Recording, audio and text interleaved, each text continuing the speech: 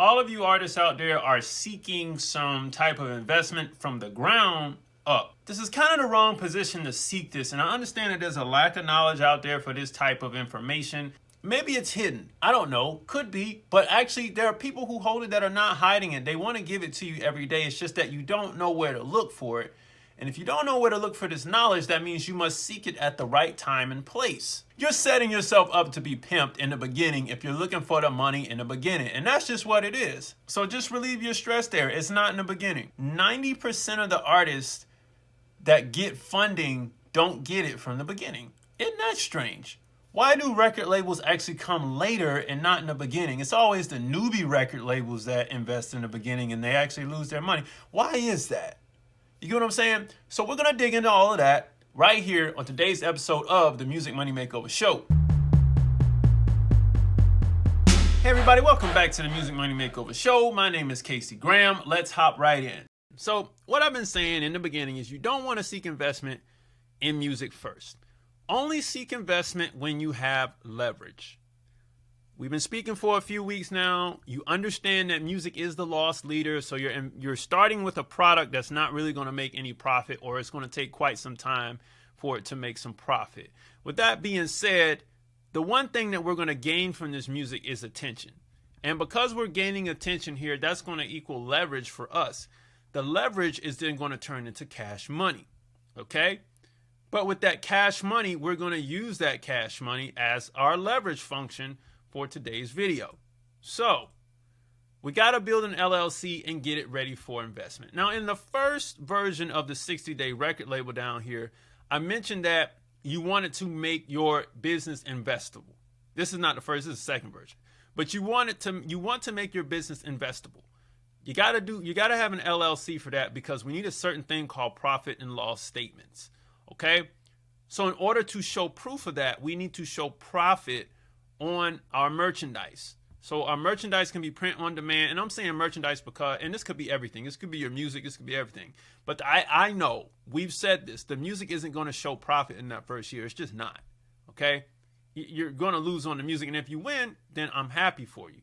But in most cases, you're going to lose. So we got to sell some merch, and it's going to be POD, print on demand. And then we're going to do some small shows, and we're going to document the profits and the losses from those shows. Okay? Even if you're making a loss and you're still generating revenue, we want to document that. So the P&L is going to show that.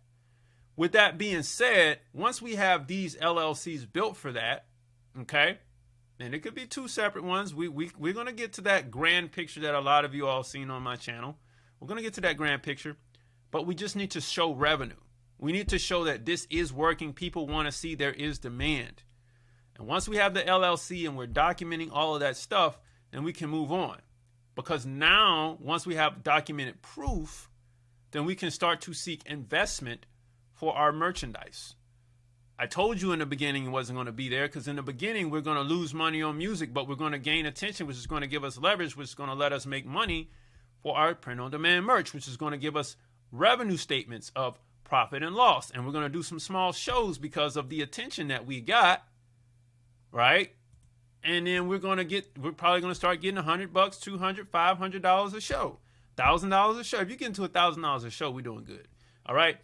So we got documented proof of that. We got revenue. And now we can go and seek investment for our merchandise business, our merchandise LLC. I'm sorry for jumping back and forth, but we have an LLC for merch. We have an LLC for entertainment. We can now seek investment on that.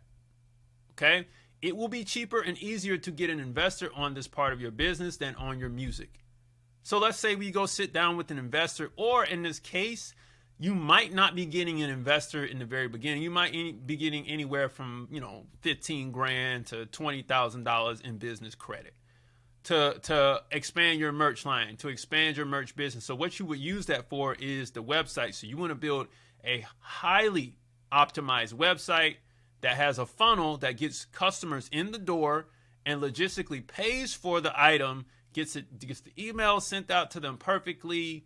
You're going to pay for any, mobile employees that you need or virtual employees that you need and any in-house employees you need to manage the processes of this particular site inside of your artist website. Maybe you're going to pay some better designers or better blanks if you're doing it physically like this right here. If you are, you know what I mean? If you're getting your manual screen print stuff done. And that's what you're going to seek the investment for. Now, it might not seem as glamorous as you thought, but that $20,000 piece of leverage that you got in investment, whether it was business credit or from a family friend or from a bank that could give you a small line of credit or a credit union, right? And we're going to get into it in a minute. If you could get that, then that's a lot more leverage than you could actually, at a better rate than you could get from a record label. Okay, we don't want to do that. We don't even want to get that from a small time investor. We can do this ourselves. All right? Eventually you're going to need some hands, but let's keep going. So now we can seek investment for touring. Because remember, our second company was to do small shows. Eventually we can seek investment for touring. The documentation for smaller shows will show that there is proof that you will work. Okay? You need this investment to carry the tour and turn a profit. I can tell you this from experience right now. Touring is expensive. Each and every tour, you're going to need investment. And that's just off straight up. You know what I mean? So you're going to need equipment, travel, the band, the tour van. So all this stuff, you have to figure out, okay, I need investment to make a tour happen. I need 50 grand for a small regional 300-mile radius tour. We need 50,000. We're going to take that 50,000 and we're going to flip it to, maybe I might not use all 50 grand, but if I do, and we're doing good, we're going to take that 50,000 and then we're going to turn it into this first tour. You might profit an extra 10 grand. Okay. I'm just keeping it real with you. You might make 60. You might take 50,000, you'll spend it and you'll make 60. So you'll profit 10 grand. I'm keeping it all the way funky with you. In your first tour, you're not going to make a lot of money. So remember, we built 2 LLCs. We're selling merch and we're doing shows. We were seeking investment for building a better merch company and building a better touring company. And that's how we got the investment. How did we get it? We got it because we documented the proof of revenue for both of those LLCs. All right. So the re-up, all of this builds up credit with the investor. Give the creditor back their money in a timely fashion and re-up again. So you can look like this lady. You can have a good credit score with your investor, whether it's a bank, whether it's a small-time investor.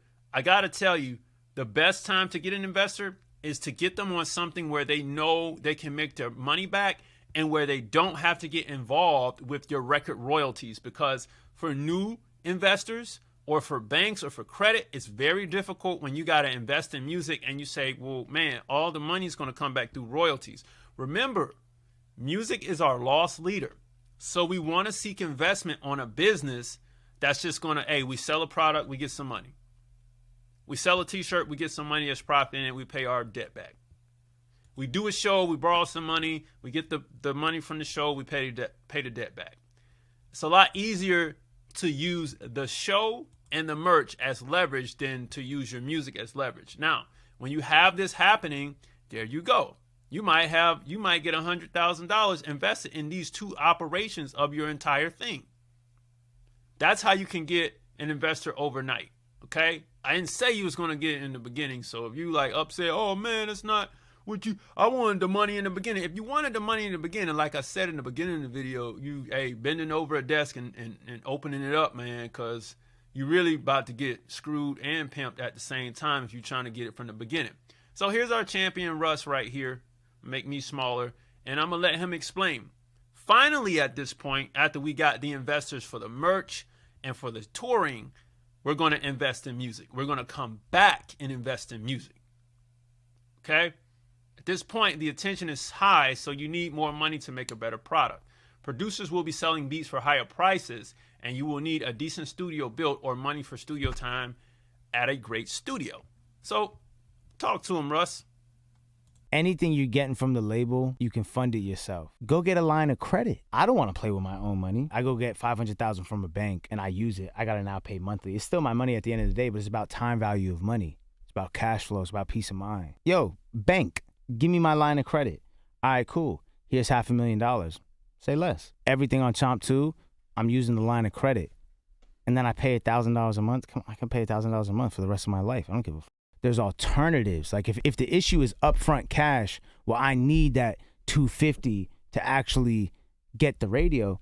Like, have your business manager send the statements and a bank will give y'all millions of dollars in line of credit. It's a way better rate too. The line of credit is off the strength of my financial situation. Word. And then I pay it back every month. It's an advance.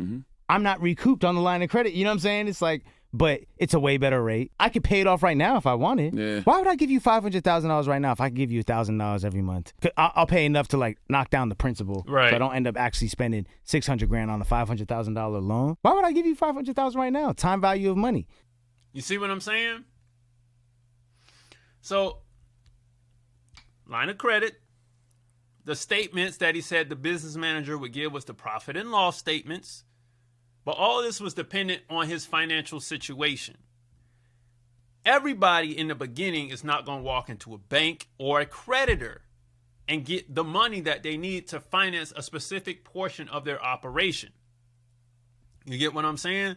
So it depends on how much cash flow you have. Cash flow will be determined by the profit and loss statements. And we'll see like, okay, there's after the loss, this is how much cash we got left over. This is how much cash flow this business is doing. And then that lets us know, okay, this is how much we can pay back our creditor every month on the loan that we got. You get what I mean? So that'll let you know, all right, well, I can only afford based on the cash flow that I'm after my losses, based on the cash flow I got, this is how much I can afford to pay every month. And if you go back and watch my video on business credit, I explained it in a different way, but I basically said the same thing. So if you're only cash flowing $500, you may be only able to afford, $300 a month on the payment. So the loan ain't really going to be that big, but it could be enough leverage to get you to the next step. The bottom line is the investment is not in the very beginning like a lot of people think. I got to get all the money in the beginning to do what I need to do. Usually when that happens is when the artist doesn't go anywhere. And on top of that, they're probably going to get pimped. So I'm just saying, you know what I mean?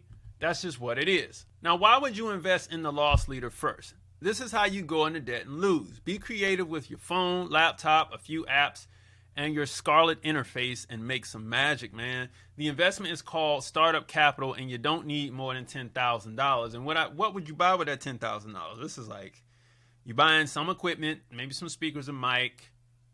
But after that, you probably on some crack plugins, keeping it real. You probably not even leasing the beats. You're just pulling them from offline. You know what I mean? Hopefully, at least lease your beats. Help these producers get some money. Lease your beats. You know what I'm saying? But it's all in the art and how great the product is that you create. If the product ain't great, and nobody cares. You get what I'm saying? So the product has to be great. Okay? It has to be something that people gravitate towards. This is all the startup capital that you will probably spend in the beginning. You probably won't borrow this because you're probably going to save up a little bit here and there from your job. You're going to spend a little bit here and there for your job. And this is about how much you're going to save up and spend over time. You probably won't even realize that you spent that much money, but you did. Okay? So you got to download this 60-day record label, and I'm going to give you all of the instructions that you need to build out the LLC the correct way. So you don't screw yourself when the cash flow starts to come in so that you can get the business credit, all of that good stuff. If you don't do it this way, then chances of you getting funding for the LLCs that you built will be kind of screwed up. Okay? So if you need more assistance with that, you can always book a call with me right down below. All these links are right down below. Everything you need is right down below this video. All right. So now at least you can have some relief knowing that, I can get investment. I don't have to screw myself. This will allow me to keep myself independent longer, or just independent, period. This is how I can win and continue to level myself up. I don't have to depend on the label. I can win, but I guarantee you, if you seek the investment at the wrong time, which is normally in the beginning, and you sign yourself to a deal in the beginning, you're going to screw yourself. You're going to bend over a desk. You're going to get pimped. You know what I'm saying? Like, it's just not where you want to be, and you're going to lose. So with all this clearing up everything, I'm glad I could do that for you. Music money makers, if you make music, you should always make money. Visit musicmoneymakeover.com, download the 60-day record label, book a call there, and I'll see you next time. Peace.